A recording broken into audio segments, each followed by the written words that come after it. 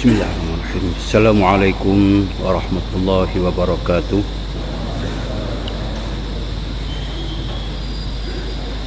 Alhamdulillahil qailu fi muhkami tanzili wa qawlihim inna qatalnal masiha Isa ibn Maryam Rasulullah wa ma qataluhu wa ma salabuhu walakin syubbiha lahum. Asyhadu an la ilaha illallah wahdahu la syarika lah wa asyhadu anna Muhammadan abduhu wa rasuluh ba'athahu Allahu rahmatan lil alamin. Muslimin muslimat yang dirahmati Allah sekalian, tajuk yang akan saya kupaskan kepada tuan-tuan puan-puan pada malam ini ialah tajuk masalah Isa Al-Masih di kayu salib. Benar atau tidak? Hakiki, waqi'i ataupun iftira? Dakwaan mengatakan bahawa Isa Al-Masih telah disula di kayu sula dan mati di kayu sula ataupun kayu salib. Inilah persoalan yang rata-rata menghantui seluruh penduduk dunia, khasnya orang-orang Kristian sendiri.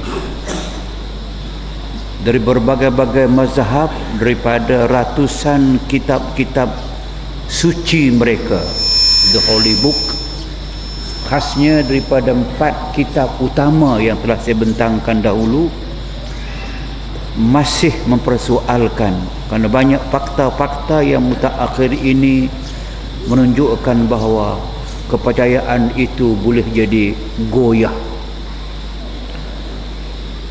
Seorang Islam yang terkenal dengan nama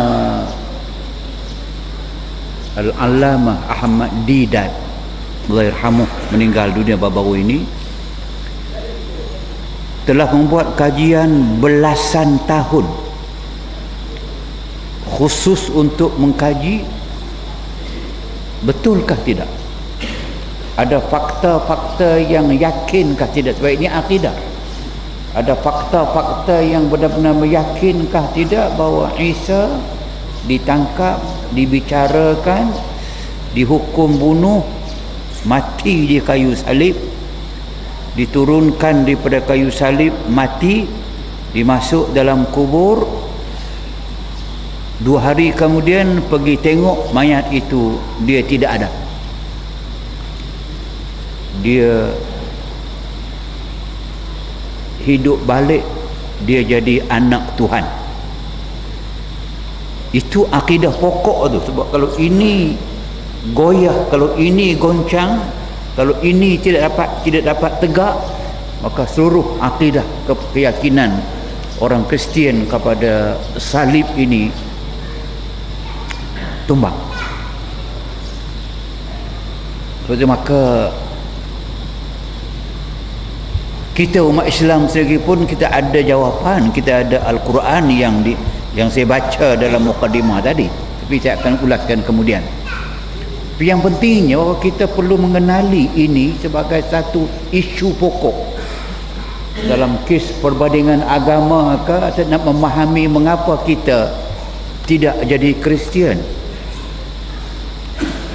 mengapa kita mempertahankan Islam dan mengatakan Kristian yang ada ini bukan hak, dan bukan untuk mencela sebarang agama, tapi fakta. Seperti kes Ahmad Didat, dalam buku dia, dalam research dia, dalam kajian dia, dimuat dalam sebuah buku yang diterjemahkan ke bahasa Arab, masalah sulbul masih bainal haqiqah wal iftira, masalah penyulaan Nabi Isa di kayu salib, hakikat dekah dia ataupun suatu pembohongan. Pentingnya perkara ini kerana tuan-tuan pergi di mana pun tuan akan nampak gereja merata-rata, dan gereja dikenali dengan ada kayu salib di atas dia. Kadang-kadang sengaja ya, ada rumah kecil letak kayu salib. Beberapa tempat yang orang-orang Kristian tidak ada di Malaysia ini, ada pun 2-3 kerat, tapi ada salib dan ada gereja. Kadang kecil gereja, kadang besar gereja. Di kalung yang dipakai dibagi percuma banyak, subang, gelang dipakai salib, di baju-baju. Dan saya nak komen sedikit sebenarnya, tapi mungkin tidak disenangi oleh banyak orang. Kalau kita tengok kepada pintu, mana-mana pintu, kita tengok di tengah-tengah tu dia ada salib. Dan kebanyakan daripada pintu-pintu kita sengaja dibuat dalam bentuk salib. Dan salib itu tu salib yang exactly itulah dia yang ada pada gereja-gereja. Tapi kita tidak sensitif mungkin kerana kita rasa tidak mengapa, orang tidak pernah tegur. Tapi kalau buka Nasbur Raya oleh Az-Zailai dalam juzuk yang keempat itu, memang ada hadis yang Nabi melarang kita menyimpan di rumah kita lambang-lambang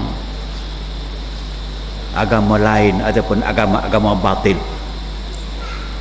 Macam menyimpan lambang bintang 5 Nabi Daud yang digunakan oleh orang Yahudi sebagai lambang agama mereka, yang merupakan V terbalik, nombor 8 Arab terbalik. Tak faham sangat, tapi yang ini kita faham. Sebab itu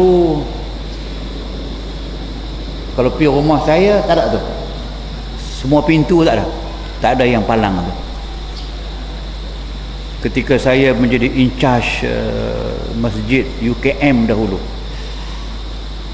kerana siap dah masjid itu, maka semua pintu dia ada palang, maka saya ambil tindakan buang ke semuanya, ganti yang baru.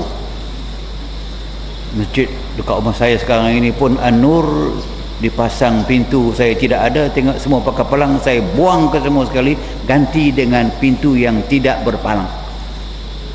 Pasal lambang agama,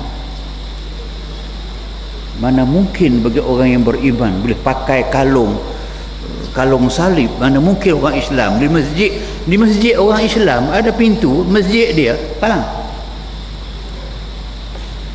Cuba saya katakan bahawa maka kes yang nama dia salib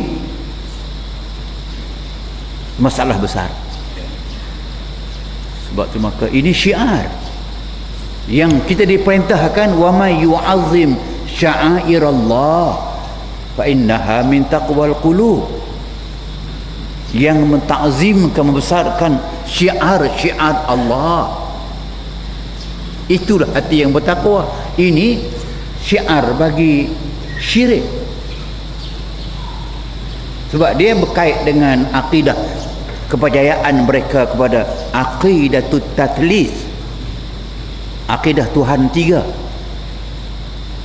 yang Quran sebutkan, laqad kafara alladhina qalu innallaha thalithu salatah. Sesungguhnya telah kafirlah, telah kufurlah orang yang berkata, yang beriman, yang percaya Allah itu 3.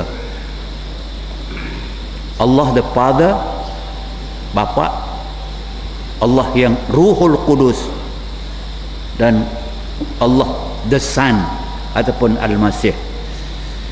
Kalau itu kufur, maka lambang kufur. Bila lambang kufur kita pakai dengan tidak sedar, saya agak keberatan menyebut, kerana tuan-tuan nanti balik kena tukar pintu pula.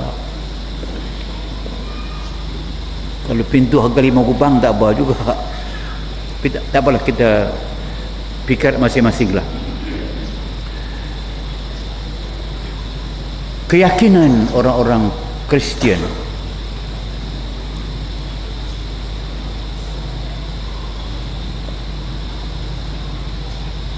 dosa yang dilakukan oleh Adam alaihissalam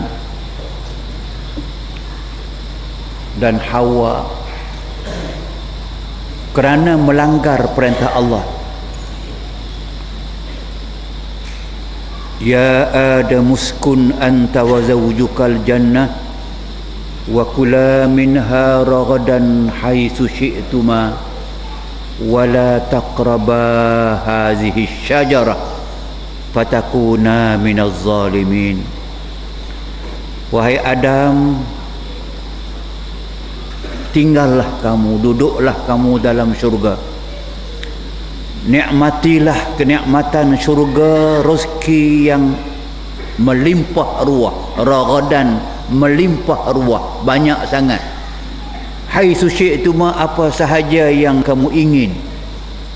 Cuma satu larangan, jangan kamu hampiri pokok khuldi. Kelak kamu akan jadi orang yang zalim. Orang yang zalim, orang yang tidak layak masuk syurga. Tapi Adam, saya dah cakap awal dah, telah terpedaya dengan tipu daya iblis, maka fa'azallahuma syaitanu anha fa'akhrajahuma mimma kana fih. Syaitan menundukkan Adam, mengalahkan Adam, menghasut Adam sampai melanggar perintah Allah, maka Allah keluarkan dia dari syurga. Dosa itu dipanggil khati'ah asilah, the origin of sin. Dosa besar utama yang Adam buat ditanggung oleh kesemua anak-anak Adam sampai kepada zaman Isa Al-Masih, sampai zaman kita, sampai zaman kiamat. Dan dosa ini campur dengan dosa lain tidak boleh dicuci, tidak boleh ditaubat, tak boleh dibersihkan, melainkan dengan darah Isa. Dengan dibunuh Isa, diletakkan atas kayu salib, darah Isa yang mengalir, mati Isa, itu suatu sacrifice dia panggil, satu pengorbanan. Allah kurbankan anak dia sendiri. Dengan kurban demikian, manusia diminta percaya bahawa Allah Ta'ala ada anak. Anak itu dia sacrifice, dia kurban, dia tadhiyah, kurban anak kerana nak menyucikan dosa Adam dan dosa-dosa yang lain. Yang tak percaya kepada itu, yang tidak menerima, mengatakan Isa anak Tuhan dan disalibkan, anak Isa yang telah mati di kayu palang, jika tak percaya, jika tak mengaku, dosa akan kekal dan tidak boleh masuk syurga. Dalam kitab-kitab Injil, kitab-kitab agama Kristian, pendakwah-pendakwah Kristian selalu menyebut, kalau dalam agama kita menggunakan selalunya ud'u ila sabili rabbika bil hikmah wal mau'izatil hasanah. Ajaklah, serulah manusia kepada jalan Tuhanmu, ila rabbika, dengan hikmah, bijaksana dan sebagainya. Itu kita ulang selalu. Di dalam Kristian digunakan perkataan blood for salvation. Darah Nabi Isa adalah penyuci dosa. Mereka selalu ulang, you do not have salvation because salvation comes only through the blood of the Lord Jesus. If only you Muslims would accept the redeeming blood of Jesus, and the Jesus as your personal surveyor, you Muslim then would be like angel walking on earth. Itu ayat yang mereka selalu hafal dan sampai kepada orang. Apa makna dia? Darahlah yang akan menyelamatkan dosa manusia. Kamu tidak boleh menyucikan dosa kamu, kerana penyucian dosa hanya datang dengan percaya kepada Isa anak Tuhan yang mati di kayu palang. If you the Muslim, kalau kamu sebagai seorang Islam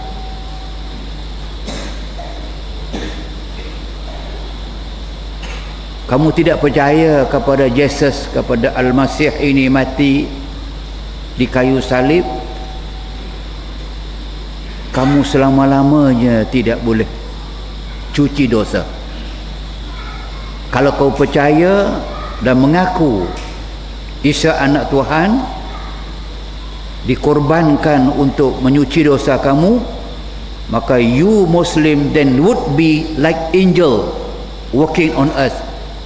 Kamu akan jadi seperti mana seorang malaikat yang berjalan atas bumi tanpa sebarang dosa.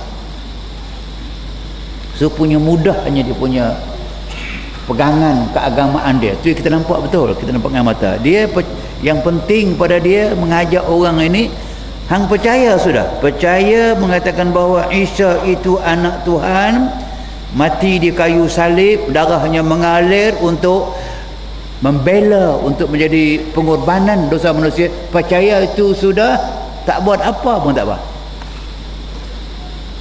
Makan babi ke, terkedarah arak ke, kamu berzina ke, kamu buat apa ke, itu yang berlaku. Kamu tak semayang ke, memang tak semayang dia orang. Tak apa, sebab kamu angel. Angel maknanya malaikat yang tak buat dosa. Garanti masuk syurga.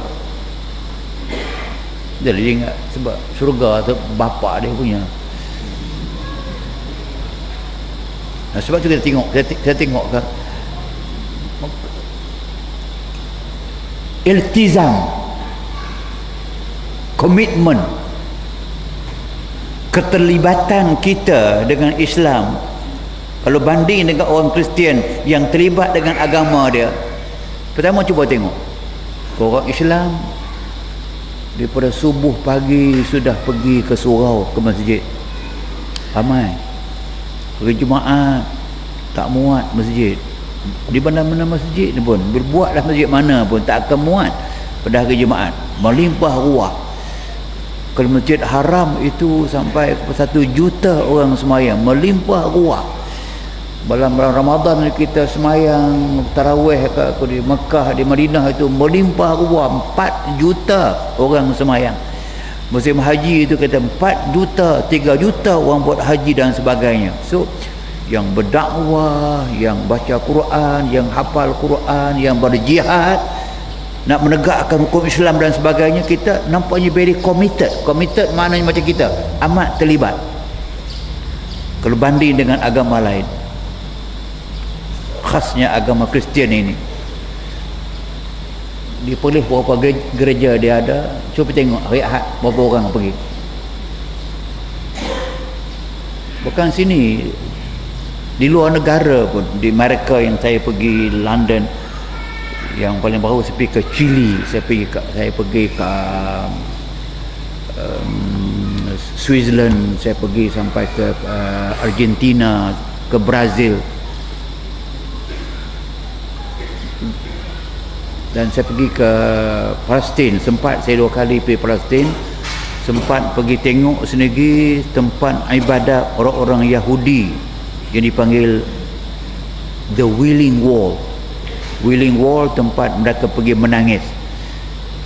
Wailing Wall ini pada orang-orang Yahudi adalah kalau kita Masjid Haram lah, tempat orang berkumpul. Kalau Kristian itu di Rom lah, di Vatikan. Kalau orang Yahudi di tembok Masjid Aqsa. 2 kali saya pergi, ada yang ikut saya, adik ipar saya pun ada, adik saya pun di sini. Kita pergi tengok masjid yang taraf dia, tempat ibadat yang taraf dia macam taraf Masjid Haram kita ini. Orang yang sedang ibadat pada ketika itu tak akan lebih daripada dibilang dengan tangan. Malah kadang-kadang seorang pun tidak ada. Kalau banding dengan Masjid Haram kita, Masjid Nabawi kita, masjid biasa kita, ada pergi pula tengokkan gereja-gereja besar dalam dunia. Kalau di Mesir ada dipanggilkan Anglican Church, ada gereja besar Abbasiyah, ada Kanisatul Qiyamah. Orang Mesir tahu ni. Kita pergi melawat beberapa kali. Nak cari orang yang beribadat, nak bilang dengan 12 tangan ni pun payah. Saya nak mengatakan bahawa itu maknanya komitmen keagamaan mereka tak kuat. Sebab itu maka ada gereja di London yang dijual kepada orang Islam. Kita beli, kita ubah gereja kepada masjid. Di Amerika berlaku, London berlaku, di Europe berlaku, di Australia berlaku. Mereka tidak segan silu untuk dilihatkan orang yang berbogel, tapi dia pakai salib dalam gambar-gambar yang orang sebut, kita kena sebut jugalah. Majalah Playboy yang jadi masalah besar dunia hari ini, yang diharamkan di Indonesia, dijual juga tu. Semua yang bogel-bogel ini dia pakai salib. Dia pun tahu katakan itu, yang sedang minum arak dia pakai salib. Terus saya kata, kenapa? Karena mereka berpegang, then would be like angel walking on earth. Kamu percaya sudah, kamu jadi angel, jadi malaikat yang sedang berjalan atas bumi. So, munasabahkah kalau pada kita orang yang beragama, yang kita panggil orang yang faham, boleh cukupkah dengan nak menempah syurga Allah Ta'ala itu cukup dengan i'tiqad saja, tak diikuti dengan amal? Boleh cukup dengan percaya sahaja dengan tidak beramal? Dengan lain bahasa sekarang ini kita kata, bolehkah iman itu dengan qaulun bil lisani faqat? Iman tu bercakap dengan mulut cukup.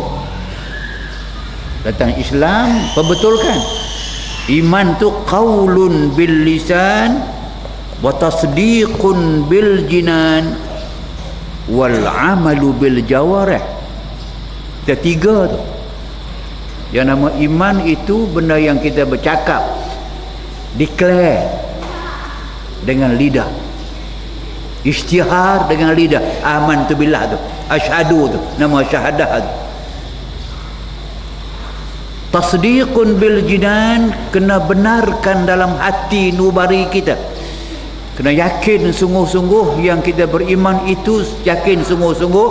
Dan wal amal bil jawarih, panca indera kena melakukan tuntutan iman, baru jadi beriman. Kalau hati sahaja ada logik lain. Kalau semayang dengan niat sahaja, tak payah buat pun. Tapi kenapa pula kalau makan tak cukup dengan niat saja? Kalau cukup, kalau makan boleh cukup dengan niat makan dah kenyang dah, it's okay. Kahwin, tak bolehkah kahwin dengan mulut saja? Jangan berkahwin sungguh, cukup dengan niat saja. Boleh pergi ke Mekah dengan niat sahaja? Bolehkah korban dengan niat sahaja? Bolehkah berjihad dengan niat sahaja? Tak mungkin. Sebab tu maka datanglah ajaran kita mengatakan tidak.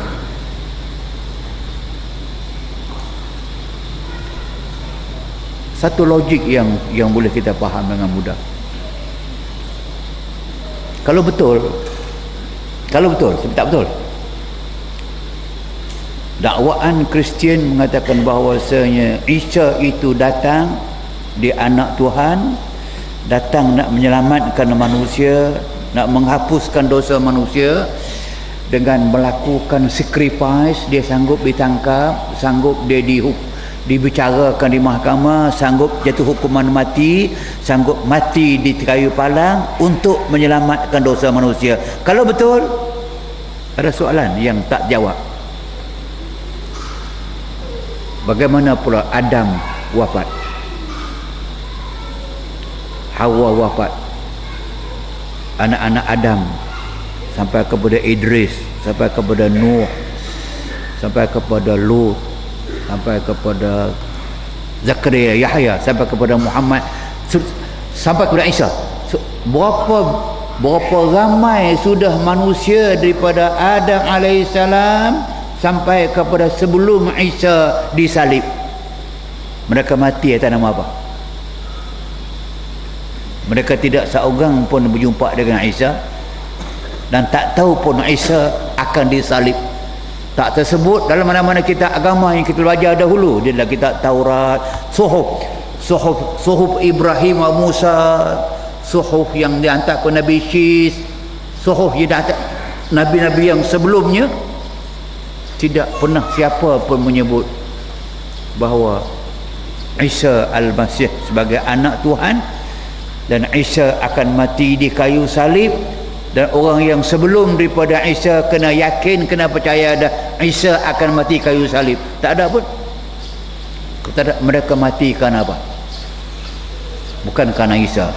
Sedangkan kamu kata siapa yang tak percaya dengan Isa buat apa pun tidak akan masuk syurga.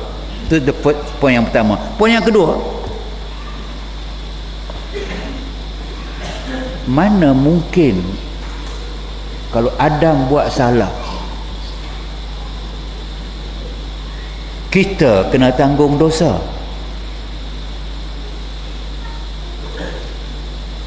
Tapi kalau anak buat salah, bapa tanggung salah sama ada munasabah. Bapa tidak mengajar anaknya supaya jangan melakukan yang tidak baik. Macam kes sekarang ni, kalau anak-anak yang nakal di sekolah, anak mencuri di sekolah dan sebagainya, guru besar boleh panggil mak bapak dia, bagi bapak dia. Kalau anak kita naik motor tidak ada lesen, polis tangkap, dia panggil bapak. Anak terlibat, anak yang bawah umur terlibat dengan dadah dan sebagainya, dia panggil mak. Ada alasan, kerana bapa bertanggungjawab mendidik anak. Tapi mana ada logiknya anak tanggungjawab dengan bapa? Lebih-lebih lagi bapa tu yang mati sebelum kita. Datuk lah katakan bahawa saya orang yang tidak sempat berjumpa dengan datuk sebelah ayah. Laki-laki sebelah ayah saya tak jumpa, laki-laki sebelah mak pun tak berjumpa. Saya cucu dia. Takkan saya bertanggungjawab kepada kesalahan yang mungkin datuk saya buat? Ini Adam kepada kita. Adam sampai kiamat, berapa ribu keturunan dah. Tapi Kristian mengatakan bahawa semuanya bertanggungjawab kepada kesalahan Adam. Semua kena tanggung, kena beriman dengan Isa mati di salib. Dua, yang ketiga, besar mana dosa Adam sampai ke semua anak-anak kena tanggung?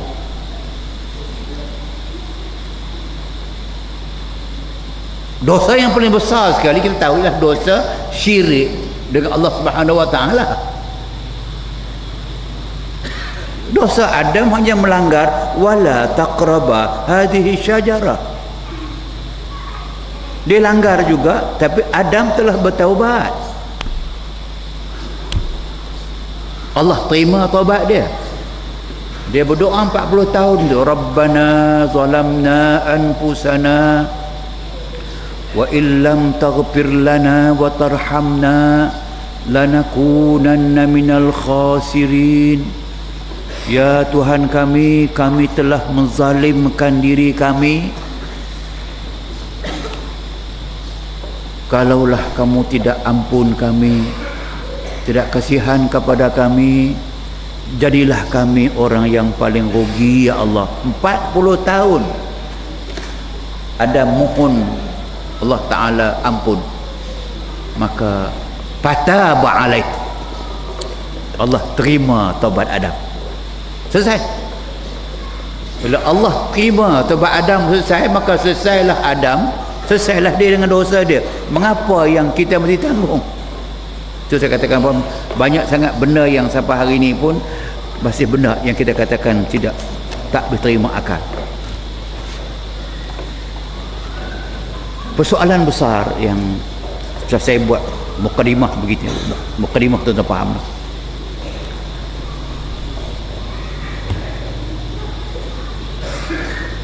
Ahmad Didat telah mengumpulkan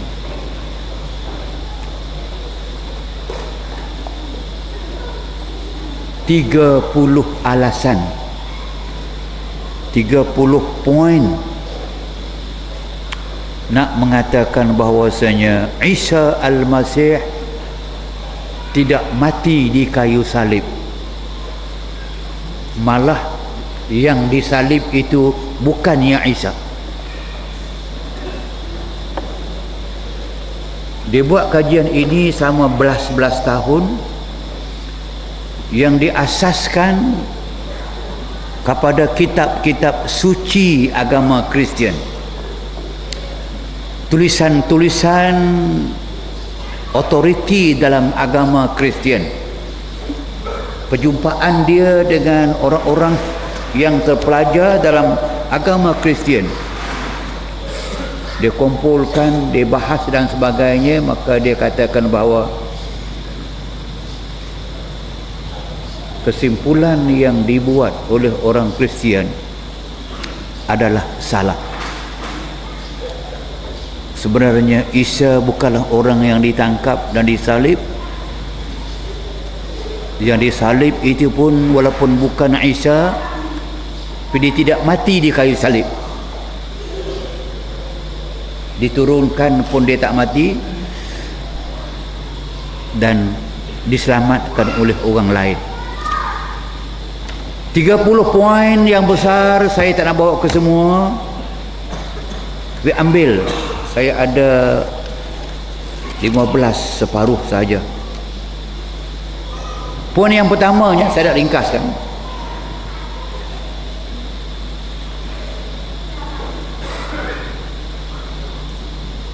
Isa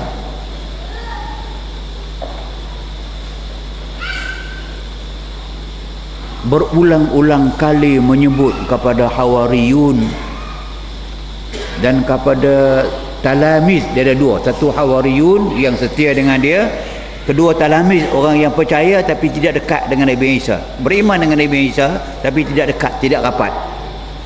Kalau kita faham dalam Islam, ada kibarus sahabah dengan sigharus sahabah. Kibarus sahabah, nama-nama besar yang sentiasa mengelilingi Nabi. Sigharus sahabah, mereka sahabat hidup zaman Nabi tapi mereka tidak berdamping sangat dengan Nabi. Okey. Daripada teks, daripada tulisan-tulisan agama Kristian menunjukkan, dia kata Jesus was reluctant to die. Isa amat keberatan untuk mati, lebih-lebih lagi dalam umur yang begitu muda. Isa mendapat wahyu Injil umur 30, dia hilang diangkat ke langit umur 36 atau 35. Dalam angel ada kata 35, ada 36. Yang paling tinggi, paling banyak 36. Maknanya 6 tahun sahaja dia menjadi nabi. Umur 30 ke 36. Kalau Muhammad 40 menerima wahyu. Umur 30 ni umur yang terlalu muda. Saya tengok malam ni pun berapa orang yang 36 ni. Kebanyakan kaki saya lah. Ustaz Muhammad saya ni berapa dah? 80. Okey. Di maknanya 30 ni terlalu muda sangat. Kalau biasanya orang yang muda-muda macam ni dia tak nak mati. Isa selalu menyebut bahawa dia ingin hidup lama, dia tak mau mati.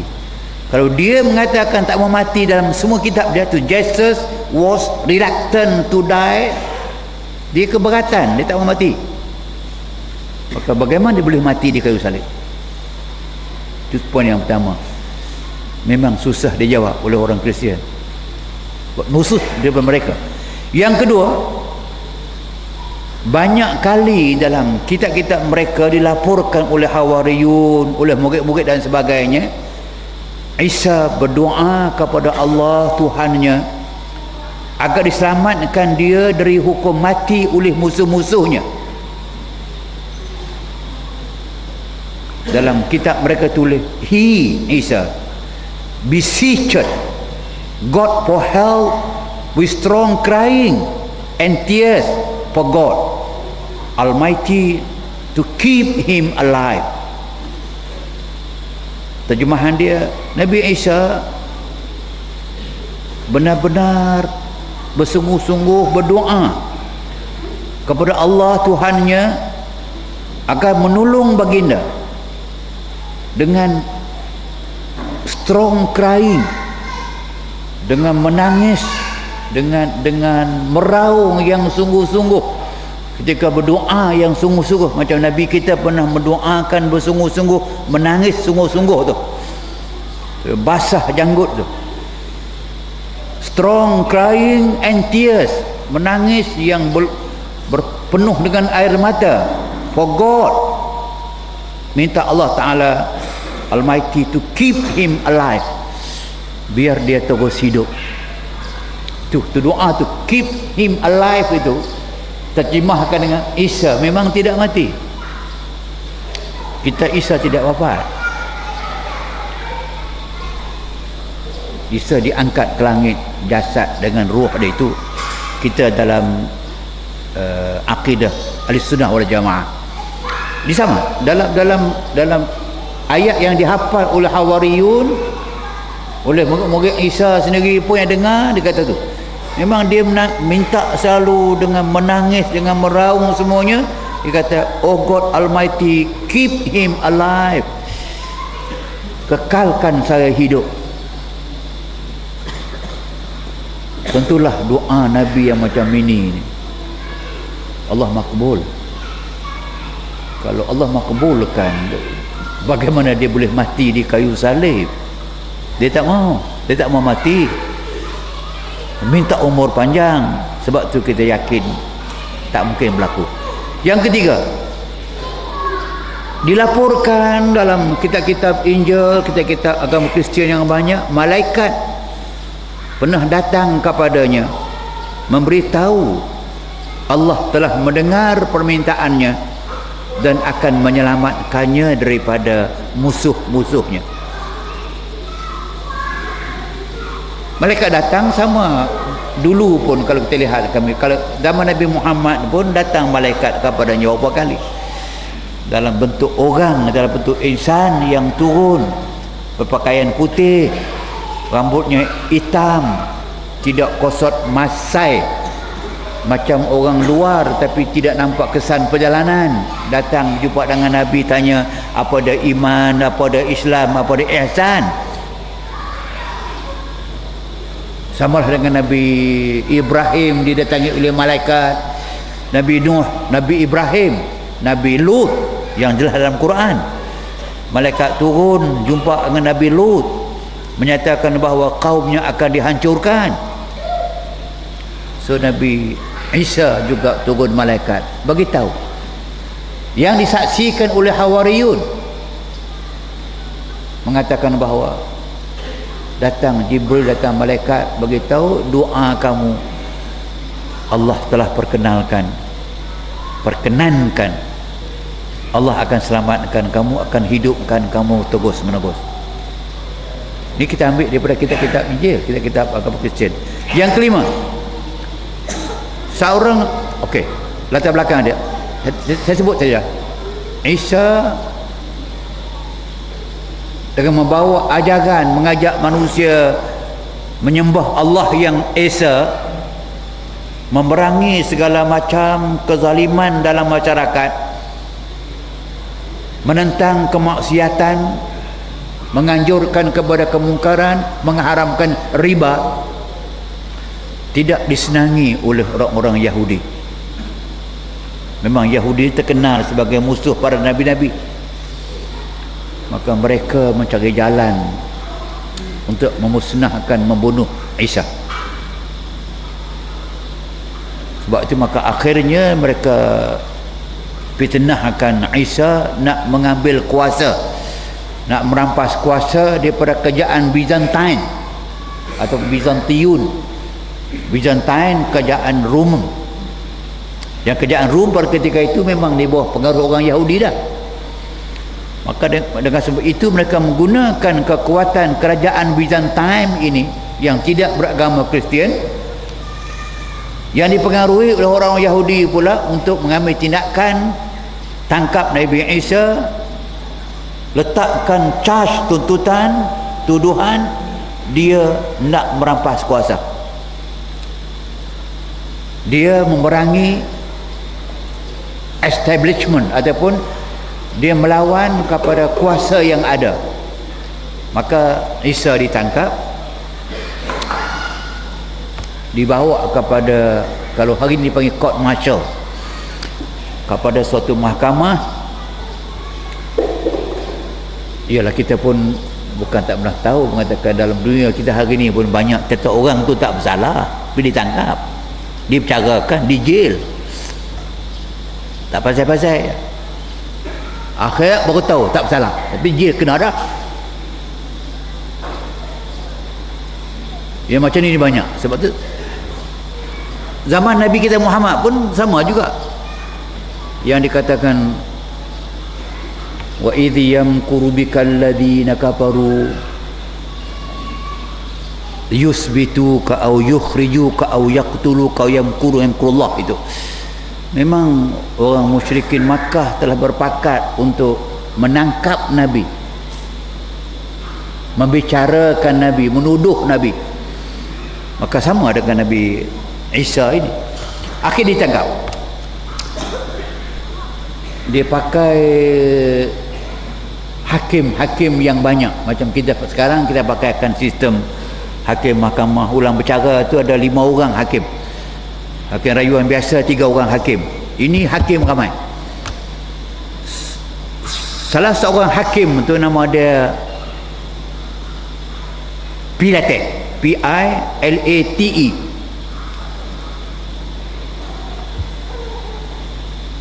Dalam Arab dipanggil Bilatis, Baya lam alif Sin.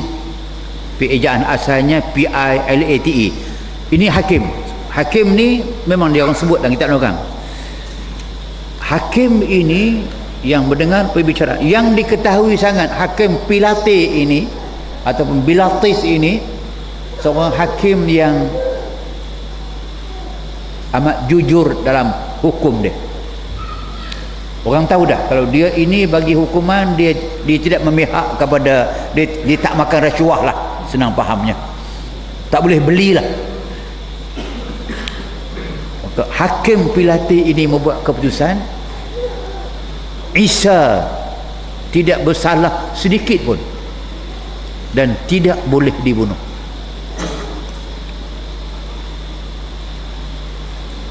Dan dialah salah seorang yang bila sampai kepada peringkat majoriti suruh bunuh Isa, dia yakin Isa tidak bersalah, dialah yang dikatakan bahawa salah seorang yang membuat jalan, memberi jalan bagaimana nak menyelamatkan Isa yang akan disulap.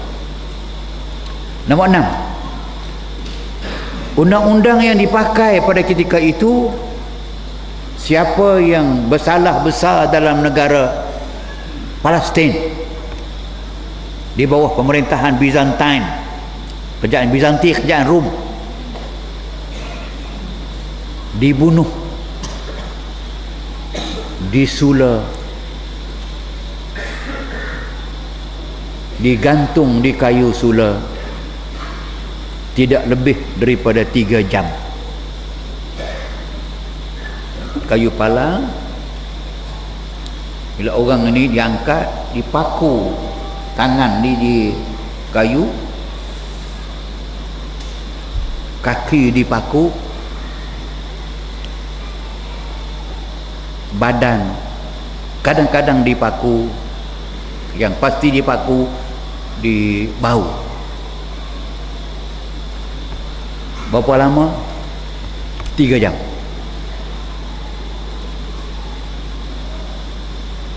Siapa pun sampai hari ini telah dibuktikan, banyak sangat bukti, dibuktikan di Filipina, dibuktikan di Jerusalem. Kita boleh buktikan kalau tuan-tuan nak jadi, sanggup jadi kata orang pejuang, kita ambil seorang, kita bubuh di kayu palang, kita paku 2 tangan, kita paku di bawah dia, paku kaki dia, 3 jam. Mati ke tidak? Nombor 7, waktu Isa itu disulap, ada 2 orang sebelum dia disulap dah. Sebelum Isa dihukum sula, ada 2 orang yang salah disulap sebelum Isa. So, Isa yang ketiga. Kedua-dua orang yang disulap ini sebelum Isa diturunkan, dimasuk dalam kubur atau tempat simpanan. Kedua-dua orang itu hidup tidak mati. Kalau 2 itu hidup tidak mati, Isa yang ketiga mati pasal apa? Dan biasa pun tak mati, dia luka saja, bukan kalau potong kepala tu jalan lah, paku. Kita orang, tuan-tuan pernah kerja askar kan, askar kena bom tu putus kaki, tak mati, putus kepala, mampus lah tu mau apa, putus apa nama ni, paha, tak mati, putus tangan, tak mati, putus. Ini hanya dia paku. Tu dia katakan kalau Isa 3 jam memang dia tidak mati. 2 orang lain yang sebelum dia pun diturunkan lebih kurang sama juga pun tidak mati. So tu maka tak mungkin dia mati. Yang ke-9, dalam suatu buku besar yang disebut ensiklopedia, nama dia Encyclopedia Biblica, ensiklopedia ejaan dia ENCYCLOPEDIA, Biblica BIBLICA, dalam macam kamus lah kita panggil, senang kalau kita mengaji Arab ni kamus. Kita ada Lisanul Arab, kita ada Al-Munjid, kita ada Misbahul Munir, kita ada Misbah As-Sahah dan sebagainya. Dalam Inggeris bagat ni ensiklopedia itu tempat rujukan yang paling bermakna lah, berautoriti dia panggil. Dia kata apa? Di bawah ada artikel cross kolom 960. Kalau kita dapat apa namanya ensiklopedia ini, kita boleh buka artikel cross dalam kolom 960. Apa dia kata? Says that when the Savior was thrust, Jesus was alive. Disebut dalam buku mustahak ini, apabila Isa itu disalib, nak diturunkan, darah Isa masih mengalir dan dia masih hidup. Nombor 10,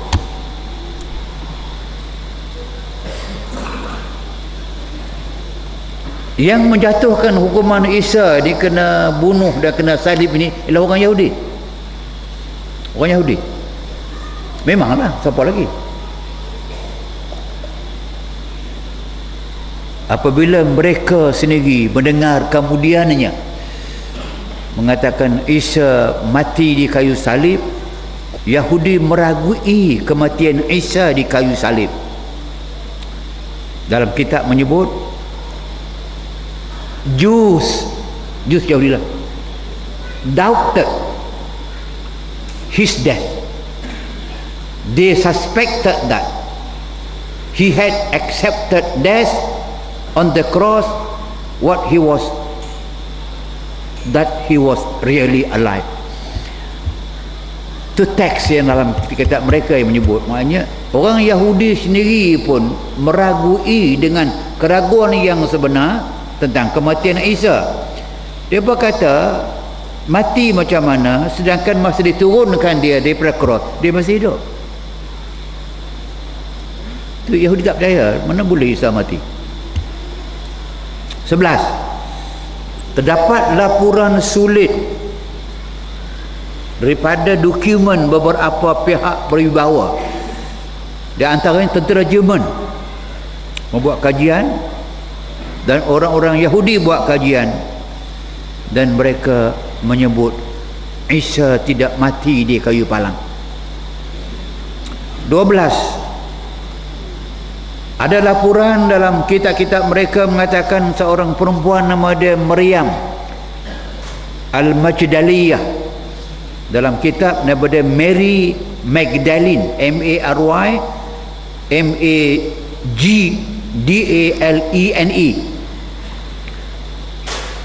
Laporan bila dia kena sula selama 3 jam sebelum diturunkan daripada kayu sula itu, ada seorang daripada pengikut Nabi Isa nama dia Maryam, tapi Maryam ini bukan mak. Maryam mak Nabi Isa disebutkan Maryam the Virgin ataupun dipanggil Maryam Al-Azra. Kita panggil Al-Azra, dia panggil the Virgin, virgin nak darah lah. Ini bukan, ini Maryam Al-Magdaliyah ataupun Maryam Mary Magdalene.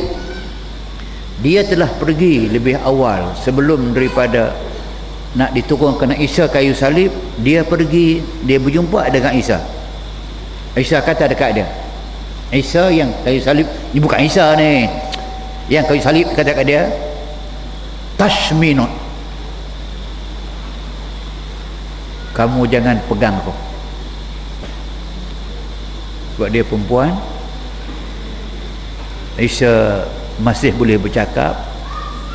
Menjelang orang nak turunkan dia, ada dokumen mengatakan bahawa Isa kata kat Maryam Al-Magdaliyah, ini yang dikatakan bukan mak. Kalau anak di kayu salib, mak datang, tentu mak akan meraung, mak akan turunkan dia. Ini bukan, ini Maryam Al-Magdaliyah, ini bukan mak dia. Mak dia tak pergi. Kenapa tak pergi? Saya sebut dulu dah. Dia tahu mengatakan bukan anak dia yang disulah. Lepas tu mak tidak pergi. Kalau mak dia tahu mengatakan anak dia kena sulah, mak lah yang akan pertama sampai. Bila Maryam sampai, Isa kata dekat dia, terjemah bahasa Inggeris lah, touch me not, don't touch me. Yang pentingnya dia masih hidup. 13, penjaga kubur. Orang lepas disula, kebetulan Isa ini, kalau betul Isa, bukan Isa, jangan silap lah. Saya dah bercakap ni bukan Isa ni, tapi dia berkata Isa. Tempat yang disulah Isa itu, tepi dengan dia sampai tangan, mendekat sangat, ada sebuah bilik, dia panggil chamber. Bilik itu besar, tempat orang menyimpan mayat. Ada air well, ada lubang. Isa boleh turun sendiri jika nak turun, boleh keluar, turun, masuk berehat dalam bilik itu, the chamber. Tapi Isa ditolong oleh beberapa orang, termasuk Maryam Magdaliyah, termasuk tadi itu yang dikatakan hakim tadi, dan murid-murid yang lain telah turunkan orang tu, bukan Isa, masuk berehat dalam kubur. Bila turun itu masuk, askar-askar Yahudi tadi pergi tengok, dia sudah ada dah dalam bilik tu. Bila khabar dekat orang ramai, pembesar-pembesar pergi tengok pula, tak ada dah. Situlah yang mereka kata dia hidup balik, sedangkan tadi yang mati di kayu salib. Kita kata banyak kali dah, dia tak mati, orang lain pula. Itu dia katakan bahawa penjaga kubur, tempat disimpan mayat-mayat selepas disalib, memberitahu Maryam Magdaliyah bahawa Isa masih hidup, dan mereka cuba menyelamatkannya. Siapa pun tahu mengatakan bahawa Isa, kalau betul Isa apa, dia bukan orang jahat, dia Nabi, dia Rasul, dihukum bunuh Nabi, bunuh Rasul, mana orang tak simpati maka diselamatkan. Suatu doktor Primrose, P-R-A-M-R-O-S-E, testifies that the blood when Jesus was lanced on the side, which was a sign that Jesus was alive. Seorang doktor, dia nama dia Dr. Primrose ini nama dia. Kan kita macam, kalau kita dalam masyarakat kita lah, kalau orang yang nak digantung pun, dia doktor ada kena periksa dulu sebelum gantung tu, layak gantung ke tidak. Kalau batuk-batuk jangan gantung lagi, kalau sesemak jangan gantung lagi. Doktor kata okey, fit for punishment, dia dah layak dah untuk terima hukuman, baru digantung. Lepas gantung pula, bawa turun pula, doktor kena sahkan pula, tengok balik ni mati tak ia.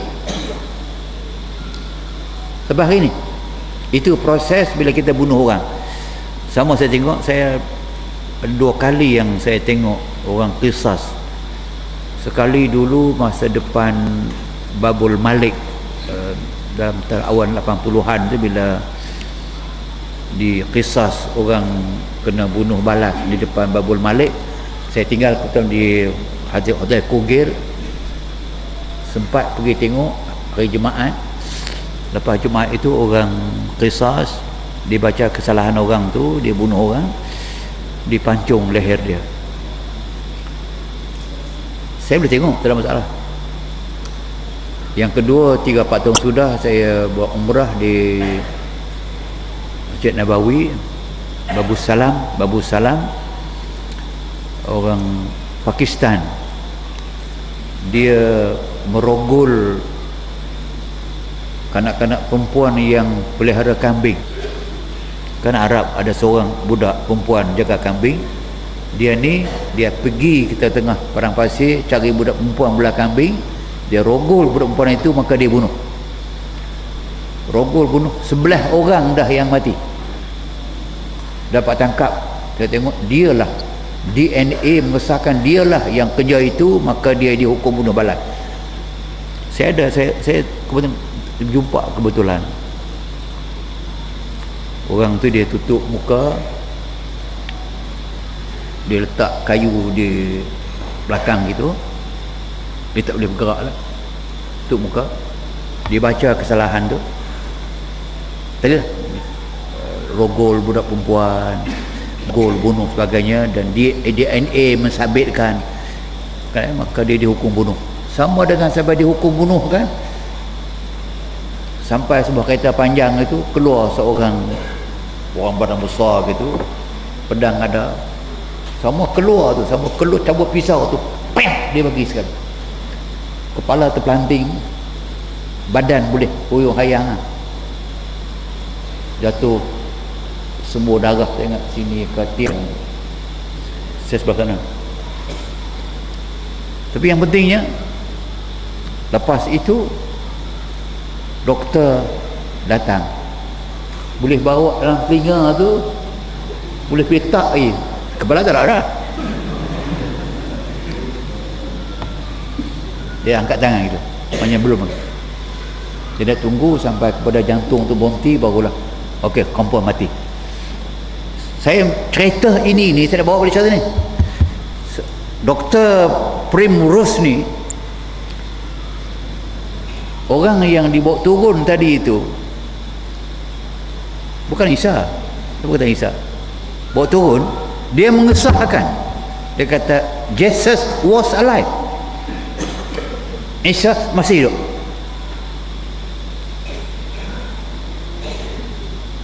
Kesemua bukti di Isa tak mati. Kalau Isa atas tu pun tak mati. Ni orang lain. 14. Sebenarnya yang disalib itu bukan Isa, tapi Yahuda. Siapa Yahuda? Seorang daripada Hawariyun yang telah berpaling tadah belot. Saya nak lompat sekejap. Apa herannya, bukan saja Isa ada pembelot, hatta di kalangan orang yang beriman depan Nabi itu pun ada yang belot. Di antaranya Abdullah bin Ubay bin Salul, nama terkenal. Malah Nabi telah menerima senarai munafiqun yang Huzaifah menyimpan senarai itu. Umar tidur tak lena bawah malam, pujuk Huzaifah, nama aku ada dalam senarai itu. Huzaifah kata, kalau aku beritahu, maknanya aku telah bocor rahsia Nabi, tapi aku tak dapat tidur. Nama aku ada ke tidak? Maknanya kalau depan Nabi pun ada munafik. Munafik mana tidak beriman, ramai pun. Quran sebut dah, al-a'rabu asyaddu kufran wa nifaqa. Orang Arab lah yang paling kuat kufur dia dan nifaq dia. Nifaq Islam, tapi menyembunyikan yang sebenar, tidak Islam.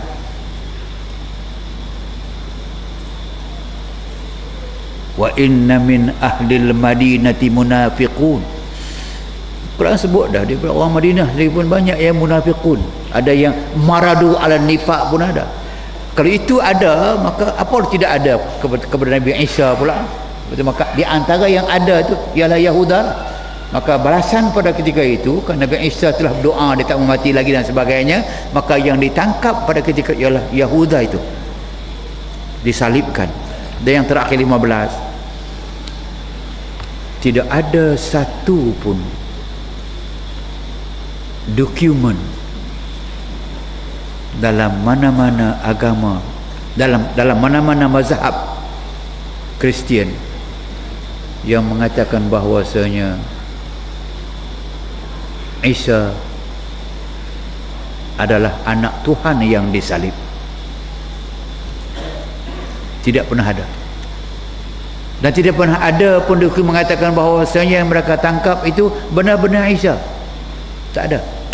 Karena banyak cerita tadi yang akhirnya keyakinan mereka kepada Isa ini dibunuh itu maka tidak dapat diterima hatta kepada orang mereka sendiri pun. Kesimpulan pada malam ini saya nak sampaikan bahawa inilah di antara fakta-fakta pokok cara akademiknya susah nak tolak. Sebab cuma bagaimana boleh benar akidah nak dibina di atas keraguan. Ada soalan boleh meragukan, fakta-fakta meragukan. Kamu duk katakan dia mati di kayu palang, mati kayu palang. Tak. Mana boleh mati kayu palang dengan 3 jam kamu gantung 3 jam. 10 jam pun tak mati lagi. Okey, kerana itu maka kita tidak boleh meletakkan yang nama dia akidah itu kepada benda yang kira-kira. Dia tak macam dengan kita datang qul huwallahu ahad, dia tepat begitu. Katakan kepada manusia Allah itu ahad, Allahus samad, Allah tempat semua makhluk bergantung. Lam yalid, dia tidak beranak. Walam yulad, dia tak ada bapa, tak ada mak, tak diperanakkan.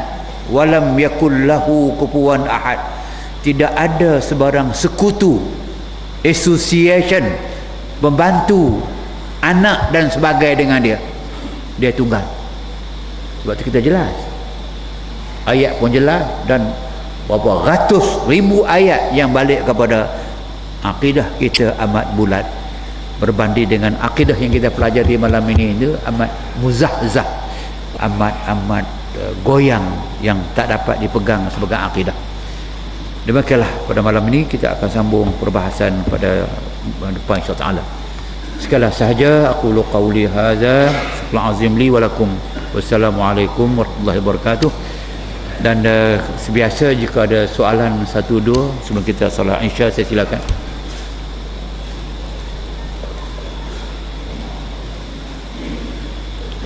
Okey, simpan untuk bulan depan. Sekali sahaja kita solat Isya.